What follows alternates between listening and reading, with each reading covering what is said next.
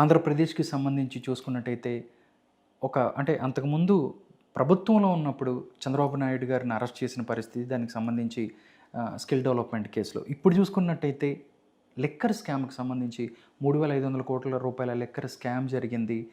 దాంట్లో చాలామంది కూడా అరెస్ట్ అయిన పరిస్థితి. అందరూ కూడా జైల్లో ఉన్న పరిస్థితి.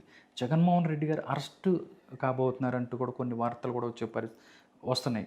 ఎలా చూస్తారు సార్? నిజంగా అంటే ఈ ఒక కక్ష సాధింపులో భాగమా? లేకపోతే నిజంగా అప్పుడు ఆయన చేసింది ఒక రకంగా చాలా బ్లండర్ మిస్టేక్, చంద్రబాబు నాయుడుని అరెస్ట్ చేయడం అనేది ఎలక్షన్ ముందు. ఇప్పుడు కూడా అదే పద్ధతిలో చంద్రబాబు నాయుడు ముందుకెళ్ళే అవకాశం ఉందంటారా? ఢిల్లీ లిక్కర్ స్కామ్‌ని ఎలా చూస్తారు? ఈ మన ఆంధ్రప్రదేశ్ లిక్కర్ స్కామ్‌ని. చంద్రబాబు నాయుడిని స్కిల్ డెవలప్మెంట్ దాంట్లో అరెస్ట్ చేసినారు. ఓకే.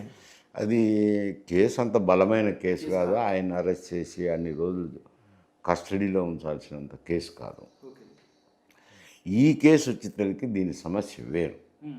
ఎందుకంటే ప్రజలందరికీ తెలుసు, ఆంధ్రాలో లిక్కరు షాపుకు పోతే బ్రాందీ షాపు నుంచి బయటకు వచ్చిన మద్యం తాగేవాళ్ళు ప్రతి ఒక్కరు దూషించేవాళ్ళు చెడ్డ భాషలో. ఏమి రానంటే ఎక్కడ లేని మద్యం అక్కడ తీసుకొచ్చేది, ఎక్కడ దొరకదు. ఎక్కడ ఏమి రానంటే ఏమంటే ఇవన్నీ ఆలోచన చేసినప్పుడు ఇప్పుడు స్కామ్ జరిగింది అని చెప్పి ఎంక్వైరీ చేసి అరెస్ట్ చేస్తున్నారు కదా, అందులో వాస్తవం ఉంది, ఖర్చు అనేది ఏం లేదు. ఓకే. ఇప్పుడు అది 4-5 డిస్టిలరీస్ ఉన్నాయి. ఆ డిస్టిలరీస్ అంతా వైఎస్ఆర్సీపీ అనుయాయులే ఆక్యుపై చేసుకుంది. ఓకే.